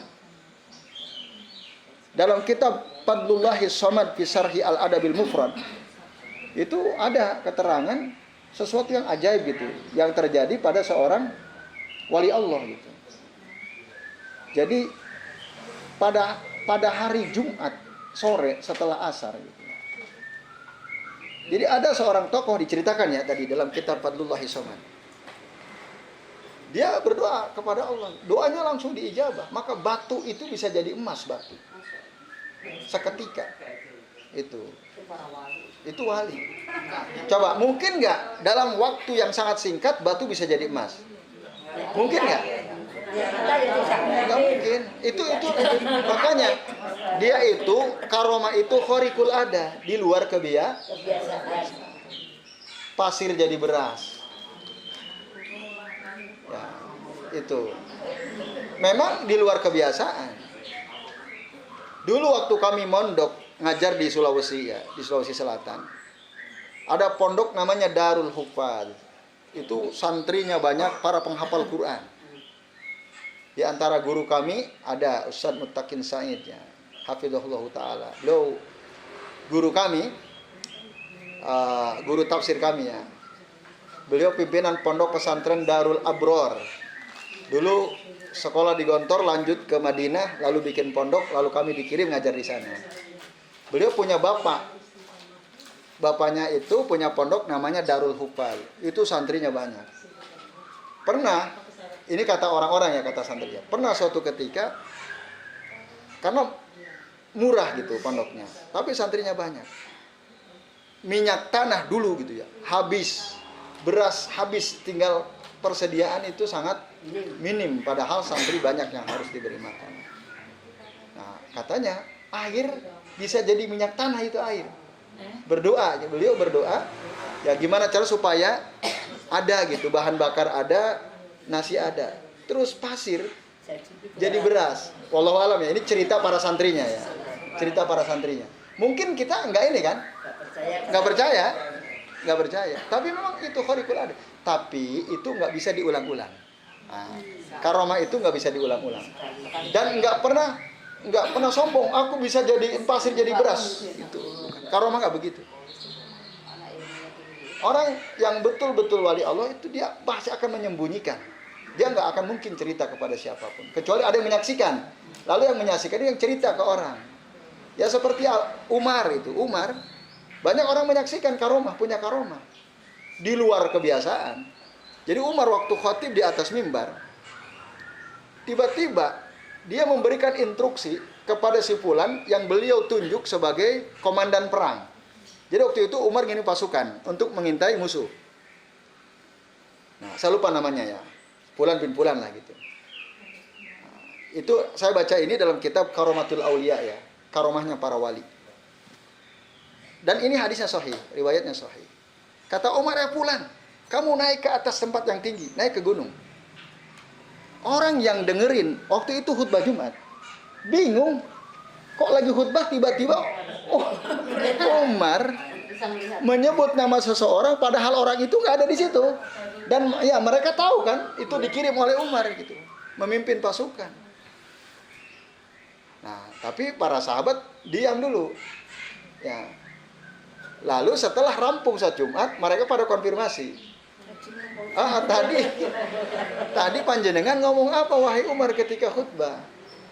Nah, kata Umar, tadi aku melihat pasukan yang akan aku kirim dipimpin si fulan itu, kalau dia jalan terus akan ketemu musuh dengan jumlah yang banyak dan itu akan membahayakan. Makanya aku suruh dia untuk naik ke atas supaya nggak berpapasan. Itu. Nah, orang-orang kan agak antara percaya dan tidak, ya kan? Antara percaya. Akhirnya ditunggu sampai pasukan itu kembali ke Madinah. Iya. Mau dikonfirmasi? Boleh nggak? Boleh. Ya, kayak tadi yang karomah yang ceritakan, kita boleh tanya yang lain. Saksi yang harus adil tadi itu kan. Akhirnya ditanya, Fulan, apa betul dalam satu peristiwa kamu mendengar Umar memberikan instruksi supaya kamu naik ke atas gunung? Iya, betul sekali kan. Aku mendengar dengan sangat jelas suara Umar menyuruh aku untuk naik. Walaupun dia sadar Umar nggak ada di situ. Gitu. Itu karomah. Jadi karomah itu khariqul ada. Tapi, nah, ada kalau Bapak Ibu baca manaqib Syekh Abdul Qadir Jailani ya, pernah dengar istilah tokoh Syekh Abdul Qadir Jailani? Kan ada kitab manaqibnya ya. Beliau seorang wali Allah ya, seorang ulama. Saya punya kitab-kitab beliau, termasuk tafsir beliau saya punya ya. Kitab Syekh Abdul Qadir Al-Jilani itu, rahimahullah. Beliau ini muridnya banyak, tapi banyak murid-muridnya terlalu mengagung-agungkan beliau secara berlebihan. Ya, berlebihan. Memang tentu saja seorang wali Allah dia punya karomah. Kan ada diceritakan katanya. Tulang ayam yang sudah jadi tulang itu belulang bisa jadi utuh lagi. Itu diceritakan dalam kitab Manaqib Syekh Abdul Qadir Al-Jilani. Itu kira-kira bisa masuk akal atau tidak? Tidak masuk akal, tapi bisa dengan karomah bisa jadi. Bisa jadi. Kalau ya sama kan tadi pasir jadi beras, masuk akal nggak? Kalau kita pakai akal nggak mungkin. Tapi bisa jadi kalau itu karomah. Cuma ada, nah ini ada di antara karomah Imam Syekh Abdul Qadir Jailani adalah bahwa yang menjadi pijakan kaki Rasulullah ketika beliau mau naik buruk itu adalah punggungnya Syekh Abdul Qadir Al-Jilani. Nah ini mungkin nggak kalau ini? Nggak. Kalau memang di luar kebiasaan, tapi nggak mungkin. Secara historis kan tertolak. Itu. Tapi ada gitu. Di antaranya katanya, di antara kehebatan Syekh Abdul Qadir Al-Jilani karomahnya, beliau punggungnya jadi pijakan Rasul saat akan naik Wah itu jelas batil kalau itu bohong. Apa bukti kebohongannya? Dia lahir kapan? Isra Mi'raj dari situ ada udah jelas. Tapi itu dipercaya. Itu berlebihan kalau itu. Tapi kalau ayam bisa jadi utuh lagi, mungkin saja. Gitu. Karena memang karomah itu adalah khariqul di luar kebiasaan. Ya. Untuk sekarang masih terjadi, bisa. Tidak ada yang tidak mungkin. Siapa? Dia juga gak mau disebut namanya. perempuan. Iya. Pokoknya doanya tuh makhluk. Iya. Jadi minta doa apa aja. Bisa. Dan terbukti selalu.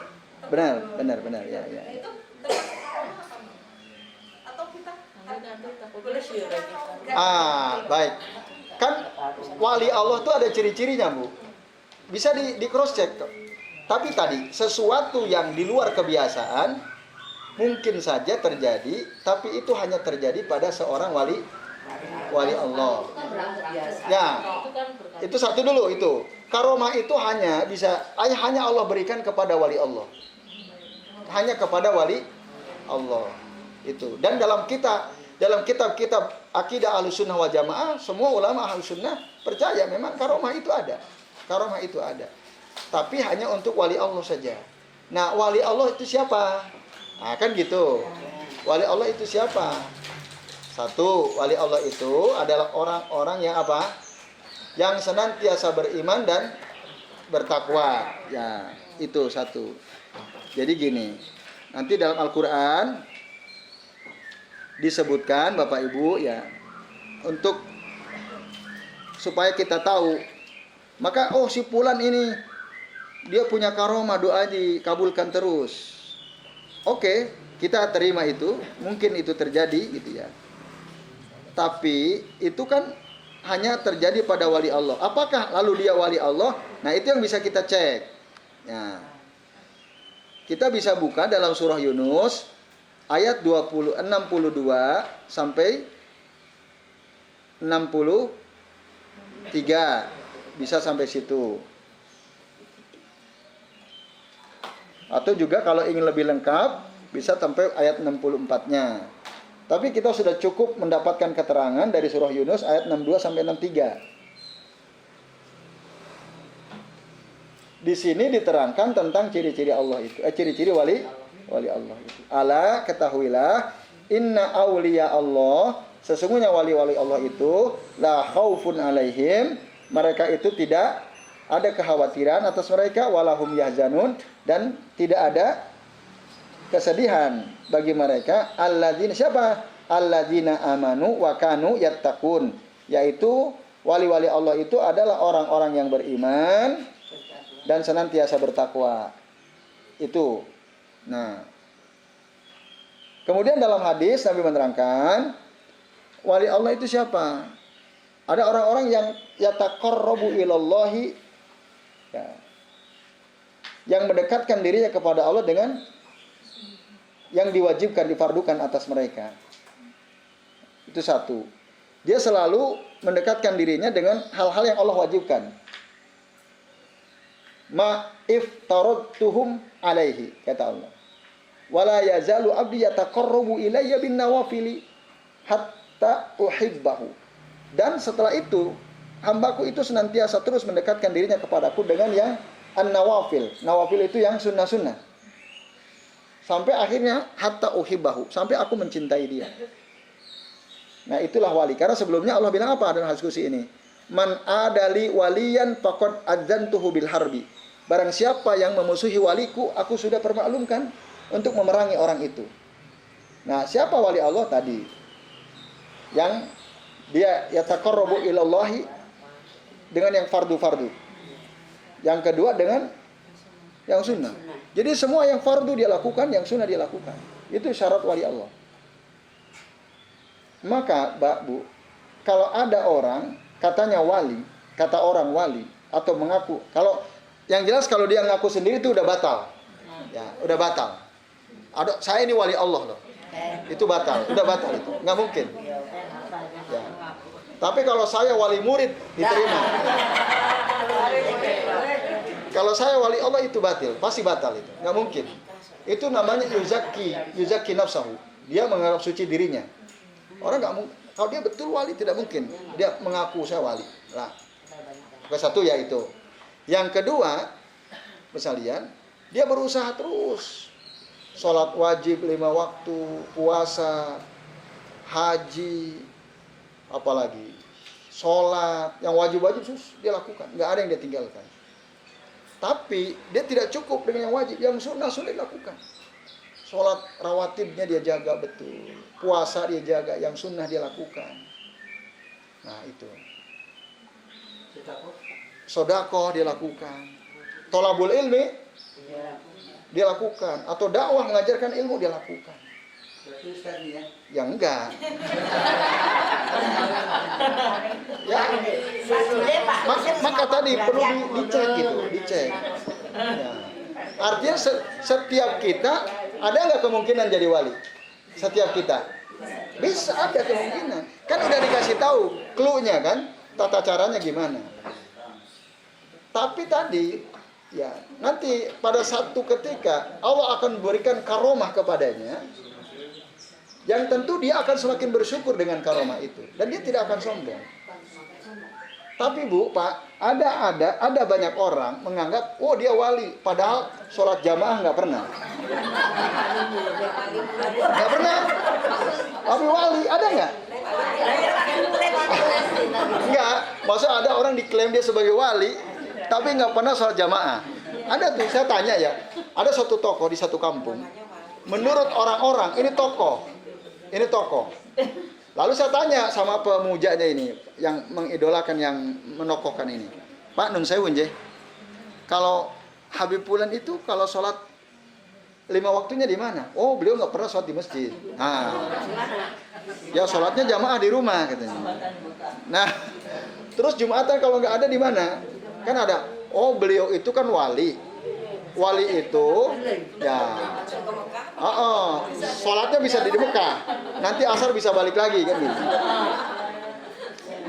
Bapak Ibu sekalian, nah, masa bisa tiap kali Jumat ke Mekah terus kan? Nah, itu yang berulang-ulang itu nggak mungkin. Nah, itu kayak gitu itu bohong, ya bohong. Terus atau ada orang ya nggak pernah, bahkan bukan hanya nggak pernah jamaah, sholat pun nggak pernah. Kemana-mana hanya pakai kolor tok. Tapi banyak orang cium tangan, salaman sama dia. Wali jadzab katanya. Ada wali jadzab itu. Tahu wali jadzab itu? Ini istilah ya yang populer di kalangan santri-santri pondok tradisional biasanya ya. Jadi wali jadzab itu biasanya ada anak kiai atau anak habib, bapaknya itu orang tokoh lah, tokoh agama, tapi anaknya mengalami kelainan, gangguan, aneh-aneh gitu perilakunya. Itu namanya oleh mereka disebutnya wali jadzab. Jadzab itu artinya ditarik oleh Allah Ta'ala ya, kesadarannya, tapi itu kekasih Allah sebenarnya dia. Itu kata mereka, itu akidahnya mereka. Oh, itu bukan berarti ya? Saya kira itu yang di Surabaya di Jawa Timur. Apa Bu? Yang itu, yang simpel itu. Nah itu enggak. Wali itu tadi, wali itu di dalam hadis itu kan keterangannya jelas. Dalam surah Yunus jelas. Jadi wali itu enggak mungkin menyelisihi Al-Quran dan Sunnah, tidak mungkin. Lah kalau ada orang kemana-mana enggak pakai baju, enggak sholat, bertapa, enggak sholat ya, bertapa di suatu tempat bertahun-tahun nggak sholat nggak apa-apa, makanya jangan tertipu dengan cerita wali Sunan Kalijaga. Pernah nonton nggak filmnya? Kan dia bertapa di dekat kali kan, sampai berlumut, sampai tumbuh apa macam-macam itu apa rumput, sampai ada burung bersarang pada dirinya kan. Nah, pernah nonton nggak ceritanya? Nah, lalu dikenal dengan Sunan Kalijaga, yang jaga kali gitu ya kan. Itu nggak benar, Itu nggak benar. Berarti kalau dia bertapa sampai rumput lumut tumbuh, dia sholat nggak waktu sholat? Kan enggak gitu. Itu udah batil, itu terbantahkan oleh surah Yunus ayat 62-63 gitu. Jadi itu Bu Nana. Maka perhatikan orangnya seperti apa. Jangan langsung diterima juga gitu. Ya gitu. Tapi tadi ada memang. Tapi tadi tidak selalu loh Bu. Nah, kalau ada orang mengklaim doanya selalu diijabah, itu nggak benar. Bapak Ibu, adakah yang lebih, apakah wali Allah lebih tinggi daripada Rasulullah? Kan tidak. Kalau ada orang mengklaim doanya selalu diijabah, doa Rasul selalu diijabah tidak? Ya. Doa Rasulullah. Bu Yayu yakin betul? Iya. Doa Rasul saja tidak selalu diijabah. Iya, tidak mesti. Nah, maka kalau ada orang mengklaim si fulan itu doanya pasti selalu diijabah, itu berarti udah nggak benar. Ya itu benar. Iya dong bisa. Nah, kalau kita percaya. Ada orang doanya selalu diijabah gitu ya. Nah itu. Nah, kita itu nggak mungkin. Karena Rasul ada doa-doa Rasul yang oleh Allah tidak diijabah, permintaan Rasul. Ya itu. Coba kalau kita datang, apa nyebutnya apa? Manggil si ibu itu apa? Bunyai gitu ya misalnya. Bunyai. Biasanya gini, minta misalnya dia mau jual apa, dia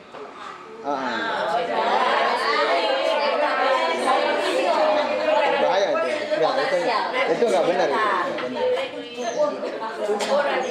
Ya. Itu udah nggak benar tuh kayak gitu. Ya Kak, Allah itu lebih senang kalau kita langsung memohon berdoa kepadanya. Itu. Ya. Menyampaikan.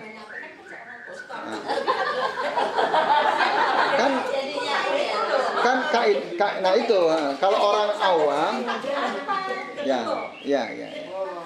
Bahaya itu, bahaya. Iya dong, syirik. Kita menganggap pokoknya apa saja kalau dia yang berdoa pasti dikabul. Dikiranya ngabulin dia, yang ngabulin siapa? Allah. Dianggap karena kehebatan dia, berarti semuanya bisa terwujud. Ya itu bisa syirik, bisa syirik. Yakin.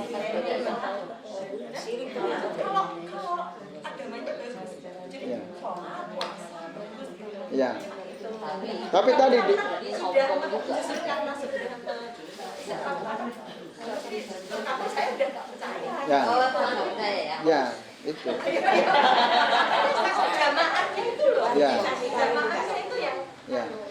Ya, harusnya si ustadz itu menyampaikan kepada para jamaah, Bapak Ibu, Allah itu lebih senang kalau kita berdoa langsung kepada Allah.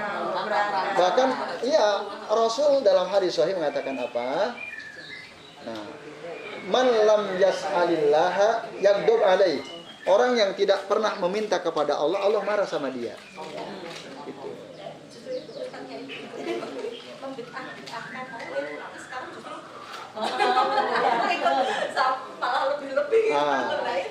Kok bisa begitu ya? Bisa. Membolak-balikan hati-hati.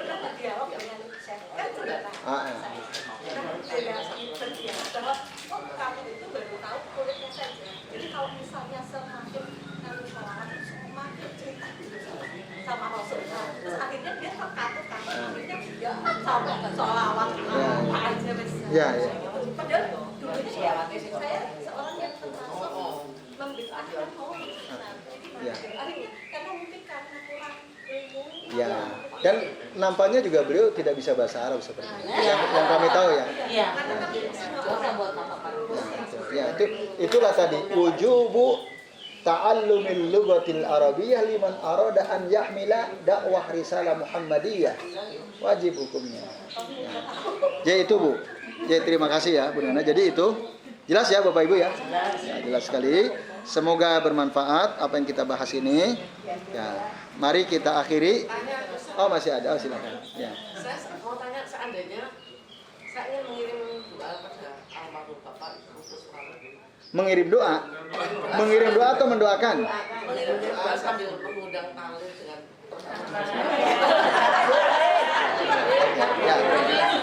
Ya. Tapi tidak menyebutkan angka, tidak tujuan 40 atau sebanyak. Pokoknya terserah kita, hari apa saja. Apakah boleh?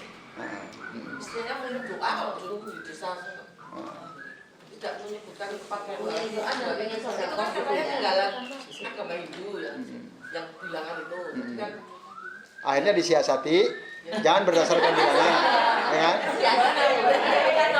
Ya.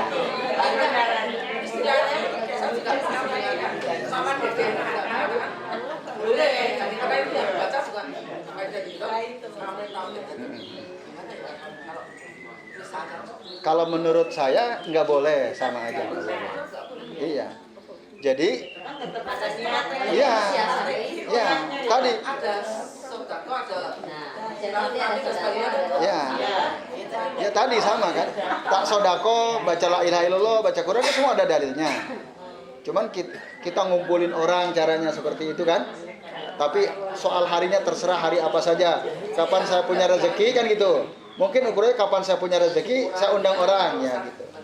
Bu, kalau kita mau doakan keluarga kita, suami atau istri atau siapapun orang tua kita, ya kita doakan tiap hari gitu. Kalau kita mau sodako, ya silakan sodako lah saat kita punya kelapangan harta ya, tanpa harus mengundang orang-orang ke rumah kita. Bu, Pak, sodako terbaik itu gimana? Sodako yang terbaik itu adalah sodako jangan sampai tangan kiri kita tahu apa yang dikeluarkan oleh tangan kita. Artinya sesama anggota tubuh aja nggak ngerti kan, apalagi orang lain. Lah kalau kita sodako kita undangin orang tahu nggak? Tahu. Sodako terbaik itu orang nggak tahu. Gitu. Itu. Jadi kalau kita mau sodako atas nama orang tua kita atau suami ibu misalnya, udah datangi aja orang. Datangi. Ya. Maka sesuatu yang sudah berjalan lama bisa nggak kita putus? Bisa. Udah, kalau mau kita putus saja. Tergantung mau apa enggak. Iya, akhirnya kan jadi rutin. Itu nanti menjadi acara rutin lagi yang baru kan? Membuat rutinitas baru lagi kan? Oke, dia lepas dari 37 hari, 100 hari, 1000 hari lepas, tapi dia buat aturan baru. Ya kan? Setiap setahun sekali ngadain acara itu kan? Itu juga sama aja sebenarnya. Ya, jadi keluar dari mulut buaya masuk ke mulut harimau. Sama-sama bahayanya. Itu Bu. Jadi nggak perlu. Iya. Iya. Jadi berdoa itu ya setiap saat kita doakan orang tua. Jangan sampai Bu kita terjebak oleh suatu tradisi yang udah berjalan. Jika tradisi itu nggak baik, maksudnya sesuai tidak baik menurut aturan agama, nggak perlu dilanjutkan. Tradisi itu boleh dipertahankan jika dia sesuai dengan ajaran agama. Nah, tapi kalau tidak sesuai dengan tuntunan agama, sebaiknya bahkan harus kita tinggalkan. Yaitu Allah a'lam. Terima kasih. Mari kita akhiri dengan baca doa kafaratul majlis. Subhanakallahumma wa bihamdika asyhadu an la ilaha illa anta astaghfiruka wa atubu ilaik. Wa sallallahu ala Muhammad wa ala ali Muhammad kama shallaita wa barakta ala Ibrahim wa ala ali Ibrahim innaka Hamidum Majid. Billahi taufiq wal hidayah. Wassalamualaikum warahmatullahi wabarakatuh.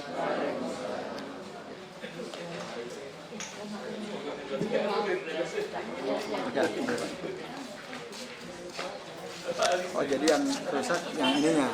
Iya. Rusak yang ininya. Iya. Rusak yang ininya. Iya. Rusak yang ininya. Iya. Rusak yang ininya. Iya. Rusak yang ininya. Iya. Rusak yang ininya. Iya. Rusak yang ininya.